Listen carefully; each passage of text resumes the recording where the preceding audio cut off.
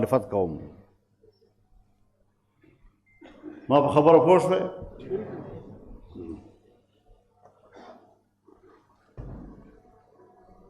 د هغې جرګې هغه مکمله جرګه چې په حیات آباد کې وه او 4,000 قبایلو په هغې کې شرکت وکړ. دا خان رمضان خان ناست ده، د اولې ورځې نه مونږ په یوه جرګه کې شریک یو، نور مشران هم ناست دي. په هغې کې خبره دا شوې وه چې قبایلو ته حق ورکوي چې د خپل سیاسي مستقبل فیصله په خپله وکړي.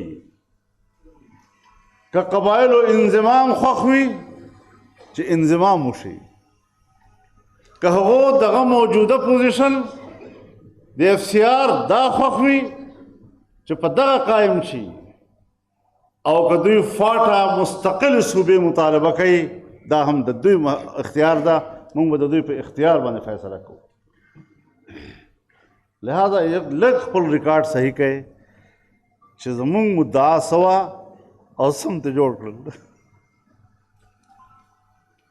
اوس خبره حالاتو ته سپارله شوه. مونږ خپل رایه وه، یو خبره مو وکړله.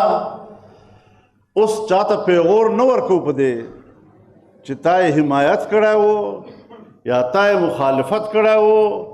چې تا یې حمایت کړی و اوس راته وښایه کومه ښېګړه دی پکې مونږ ته. پښتون چاته پیغور نه ورکوي. د رایې خبره وه، هر سړي ته د خپل رایې حق و، او دا مطالبه یقینا جرګې کړې وه چې ریفرنډم وکړي، فاټا عوامو نه تپوس وکړي چې عوام هر څه غواړي، فاټا عوامو فیصله به مونږ ته قبوله وي. خو حکومت یو فیصله ویې کړله د قوم، د ملک او د وطن په خپل نظام باندې، په خپلو حکومتونو باندې اولنی حق هغه د امن ده.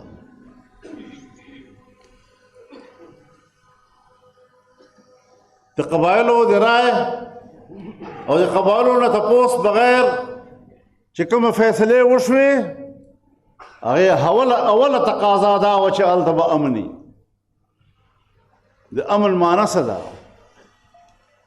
امن معنا د انساني حقوقو تحفظ ده. چې امن وي نو د هر سړي ژوند به محفوظ وي.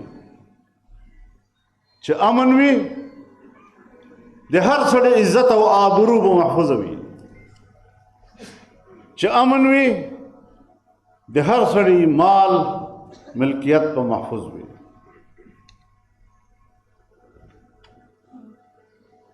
نن چې تاسو موږ ناست یو دغه جاړو چې د هغه انضمام اوله تقاضا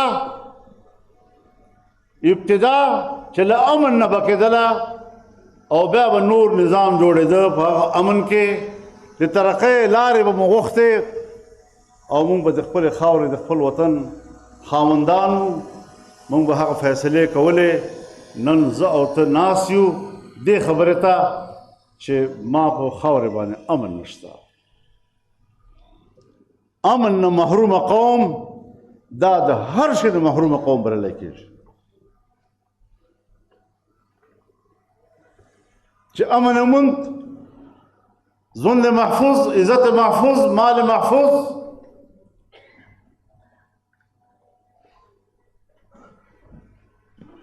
بیا هغې ته دا د الله نعمت ده. بیا ترقي لارې هم آزاد شي.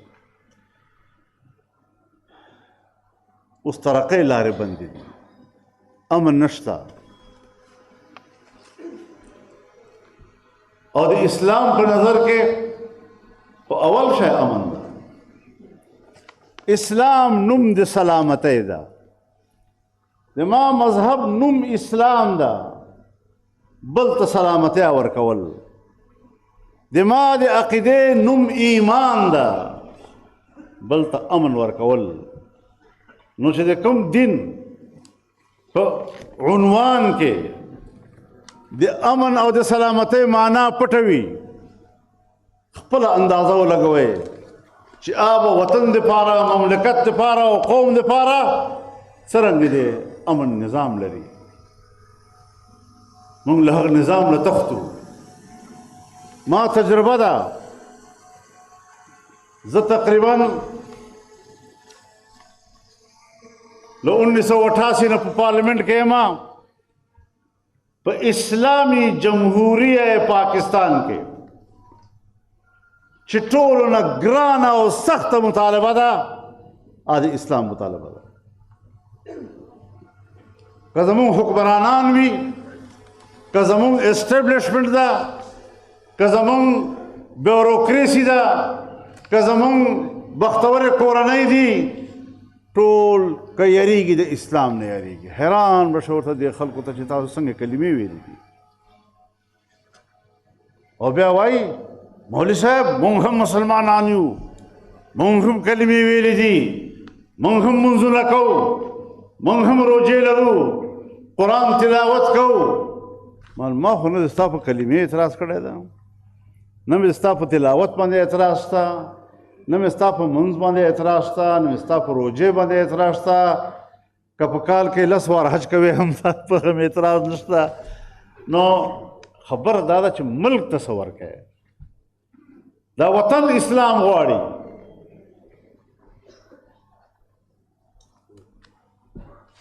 په سن 1973 کې آئین جوړ شوی، او زما آئین وایي چې قانون به د قرآن و سنت تابع وي. زما آئین وایي چې قرآن و سنت منفي وي، یو قانون هم نه جوړېږي. موږ په دغو اسمبلیو کې نفس وخوت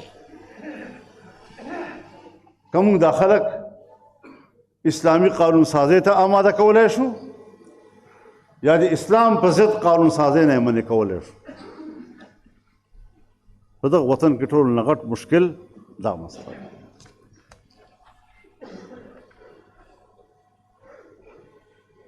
جمهوریت یوه دعوه خو ده او د آئین تقاضا هم ده، لیکن یو بې عمله جمهوریت، محض نمایش جمهوریت. نو که مونږ خبره د اسلام کو، که خبره د جمهوریت کو، دا د آئین تقاضا ده، د آئین مطابق خبرې کو. اوس خبره دا ده چې په آئین باندې عمل څوک نه کوي. زما د خولې نه که یو ټکی لاندې باندې ووت، هغه ځای نه را باندې فتوی جاری شي، دا خو ریاست چیلنج کوي.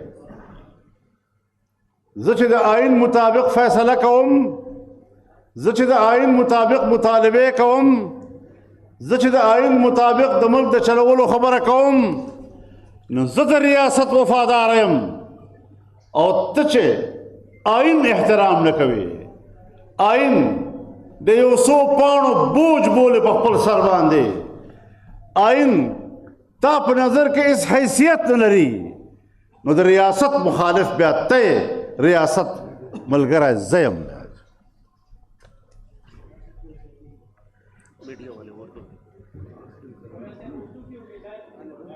ہاں، ہم نے ہمیشہ آئین کی بات کی ہے. آئین میثاق ملی ہے. آئین پوری قوم کے درمیان ایک مشترک عہد و پیمان کا نام ہے. اگر میری گفتگو میں تلخی آتی ہے،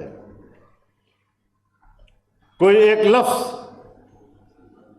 مقتدر قوتوں کو پسند نہیں آتا، تو مجھے غدار بھی کہا جاتا ہے، مجھے ریاست کا دشمن بھی کہا جاتا ہے.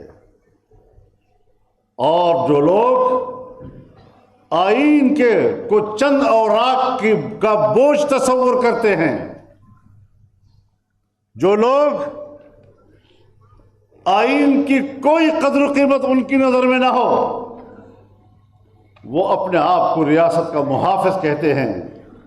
میں ببانگ دہل آج کے اس جرگے کی تائید کے ساتھ واضح اور واشگاف الفاظ میں کہتا ہوں کہ ہم ریاست کے وفادار ہیں، ہم آئین کے وفادار ہیں، ہم ملک کے وفادار ہیں، اور اگر آئین سے بغاوت کی ہے تو تم لوگوں نے کی ہے۔ آئین، جس آئین کا تم نے حلف اٹھایا ہے، اس آئین کے حلف کو تم توڑ رہے ہو، ہم نہیں توڑ رہے ہیں۔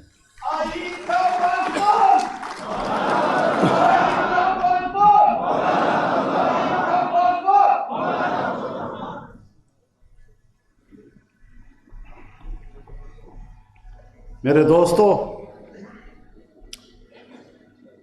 ہمارے حکمران بڑے آقا امریکہ کے بڑے پیروکار نظر آتے ہیں۔ جو مذہب ان کا ہوتا ہے وہی مذہب ان کا ہوتا ہے۔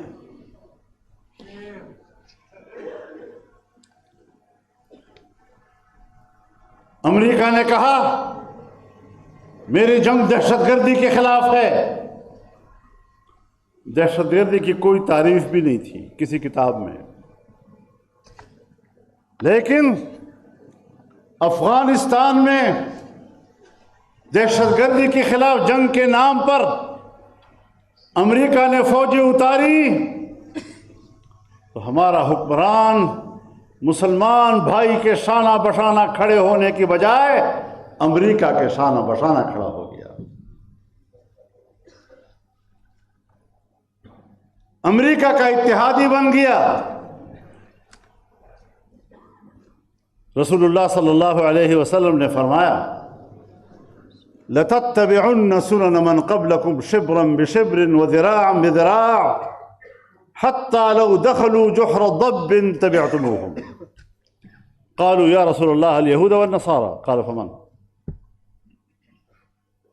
ایک دن آئے گا کہ تم بالشت بالشت اور قدم قدم پچھلی قوموں کی اس طرح پیروی کرتے نظر آؤ گے جس طرح کہ اگر گوہ بھی اپنے غار میں گھسنے لگے تو تم وہاں بھی ان کا پیچھا کرتے رہو، تابعداری کرتے رہو۔ صحابہ کرام نے عرض کیا یا رسول اللہ ہم یہود و نصارہ کے تابع ہوں گے؟ آپ نے فرمایا پھر اور کون ہو سکتا ہے؟ آج ہمارے حکمران ہیں، آج ہماری مقتدرہ ہے جو امریکہ اور مغرب کی غلام، جو ان کے پیروکار مسلمانوں کے خلاف فوراً بندوق اٹھانے والے، ریاستی طاقت استعمال کرنے والے، اور ہم اپنے بھائی کو اپنا دشمن کہتے نہیں تھکتے، لیکن کہیں امریکہ ناراض نہ ہو جائے۔ وہ امریکہ جو آج کہتا ہے، آج کبھی کہتا ہے میں اس نقشے کو ہمارا ہے، آج کے بعد یہ امریکی ریاست تصور کیا جائے گا۔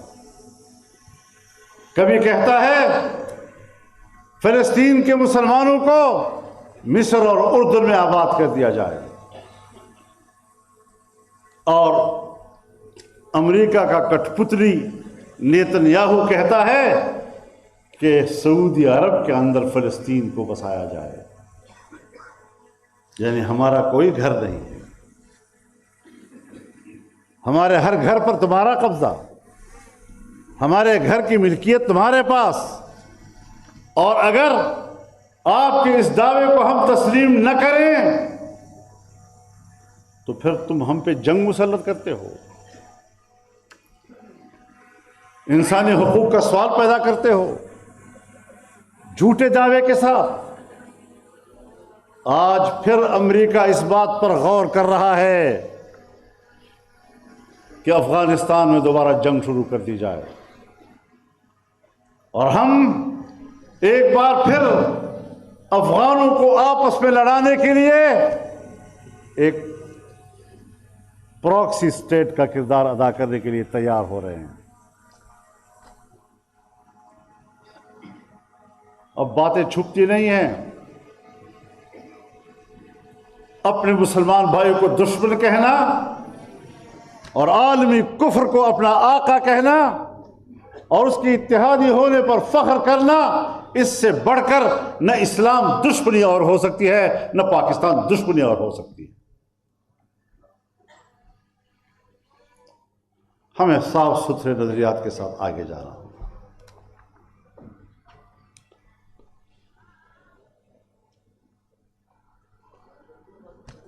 یہاں پر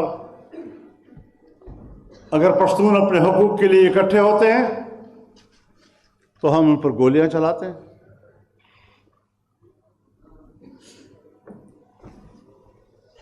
ان پر پابندیاں لگاتے ہیں۔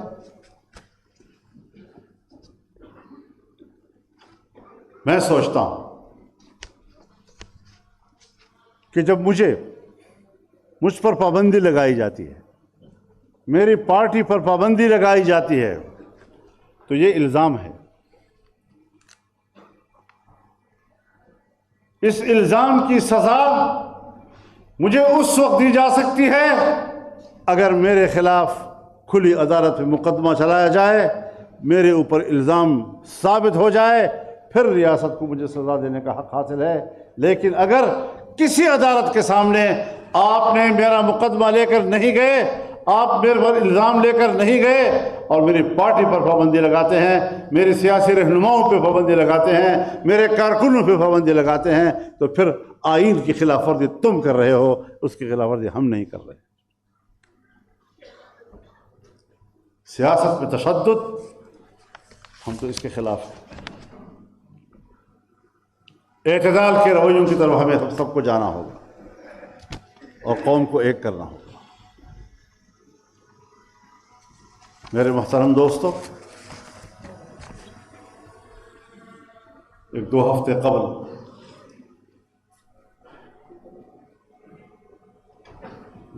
پٹیل اسماعیل خان کے یو 2 ہفتے مخ کے قبائل و مشران راغلیو درې 400 منځ کې خلکو د هغه جرګې مشوره دا وه چې دا نن جرګه به راغله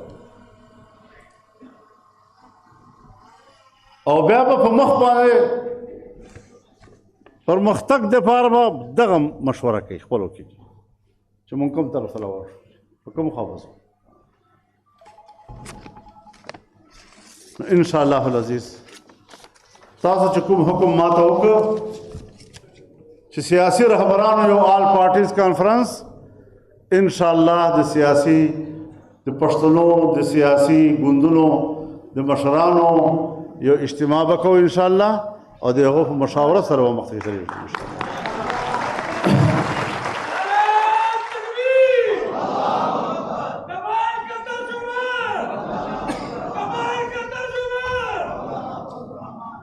مونږ د چا حق نه اخلو. په پنجاب کې چې څه وسایل دي د پنجاب بچای د هغو وسایلو مالک ته، په سندھ کې چې کوم وسایل دي د سندھیانو بچي د هغو وسایلو مالکان دي، په بلوچستان کې چې څه وسایل دي د بلوچو په هغې باندې حق ده، او چې په پښتونخوا کې کوم وسایل دي په هغې باندې د پښتون نو د پښتون د بچو حق ده. نه امریکې ته اجازه شته چې ما اجازت نه بغیر ما وسایلو ته لاس واچوي، او نو وفاقي حکومت ته حق شته او نو فوج ته حق شته چې هغه په زور جبر باندې زما په وسایلو باندې قبضه وکړي، او که دا سلسلې جاري وي نو بیا به د اسټبلشمنټ د حکمرانانو او د عوامو ترمنځ اعتماد پیدا نه شي. راځئ چې د اعتماد ماحول پیدا کړو. راځئ چې د یو پاکستان د وطن د شهري په حیثیت باندې یو قوم جوړ شو. ستاسو رویو موږ شندلي وو، ستاسو رویو په قومیتونو نوم هم موږ جنګولی یو او د فرقو په نوم باندې هم تاسو موږ جنګولی. د دغه وطن د فساد سبب هم ته او د دغه فساد سزا ما نه راکوې. دا حقایق به منو.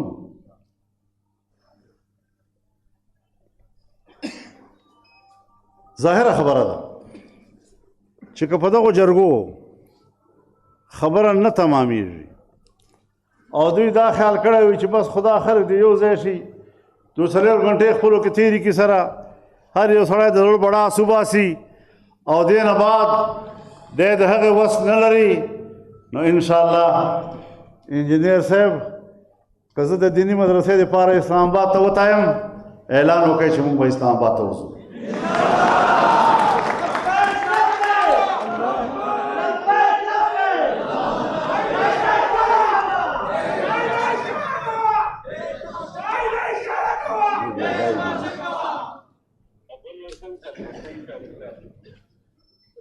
نو بیا به خامخا راوځو بیا که تاوان جوړېږي او که څه وینه به زما توی شي لیکن د ظالم نوم به ستایي په تاریخ کې د قاتل نوم به په تاریخ کې ستایي د جابر نوم به په تاریخ کې ستایي دا خاوره زما ده په دې خاورې پیرنګي مو قبضه کړې وه 200 کاله په ما حکومت وکړو زما وینه یې توی کړله نن تاریخ هغه ته قابض وایي نن تاریخ هغه ته قاتل وایي نن تاریخ هغه ته جابر وایي او دا تاریخ په هر وخت کې لیکلی کېږي نن چې څه صورتحال ده انشاءالله د دې خاورې تاریخ به هم تا ته قاتل وایي تا ته به قابض وایي تا ته به جابر وایي جمعیت علما همیشه له مظلوم قوم سره ولاړ او زه خو دعوادار یم چې زه خو اولې ورځې نه در سره ولاړ یم انشاءالله تر پایه پورې به دا تحریک په شریکه چلوم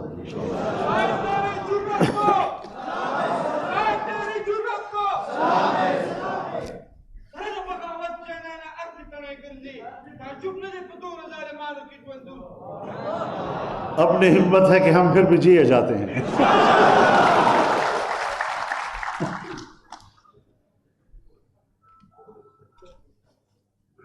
اسباب جوړي امریکا هم اسباب جوړي هلته انساني حقوقو پامالي کېږي فوجونه راولي زمونږ حکمرانان هم د هغې په پیروي کې حالات جوړي د فساد نو ګرم به هم ته او فساد به هم جوړ کړی او بیا به دا جواز وي چې د قبایلي سیمې باندې قبضه وکړي هغه وسایل په خپل لاس کې واخلي هغه حقوق په خپل لاس کې واخلي انشاءالله په دغه پاکستان خاورې باندې به موږ د خپلو حقوقو جنګ کوو موږ د پاکستان وفادار یو پاکستان آئین منو پاکستان نظام منو لیکن په هغې کې ستا جبر منلو ته تیار نه یو نو که خدای خوښه د حقوقو جنګ به په شریکه کوو انشاءالله او چې څنګه تاسو مشوره راکړې ده او کوم قرارداد تاسو پاس کړ دا اعلامیه ده او انشاءالله دغه اعلامیه به موږ انشاءالله سر ته رسو په دې به عمل درآمد کوو هغې ته به طریقه کار جوړو او که دا لویه جرګه دا اجازت راکړي چې موږ د هرې سیمې نه یو څو درانه ملګري راواخلو او بیا هغه په شریکه کښېني او خپل ځان ته د قبایلو دپاره او پښتنو دپاره یوه لاره جوړه کړو الله پاک دې زموږ دې سیمې ته امن